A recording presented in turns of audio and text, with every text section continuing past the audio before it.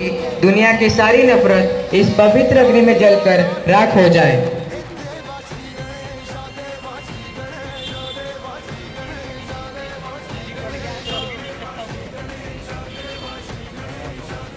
मैं पश्चिम दिशा से आया हूँ, भाईचारे का संदेशा लाया हूँ। मैं चाहता हूँ कि दुनिया की सारी दुश्मनी इस पवित्र अग्नि में जलकर राख हो जाए।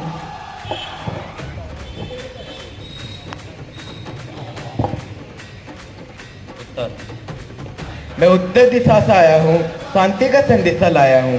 मैं चाहता हूँ दुनिया की सारी अशांति इस पवित्र अग्नि में जलकर राख हो जाए।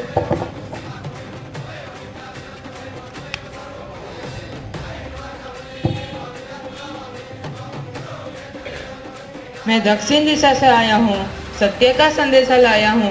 मैं चाहता हूँ कि दुनिया के सारे असत्य इस पवित्र अग्नि में जलकर राख हो जाए।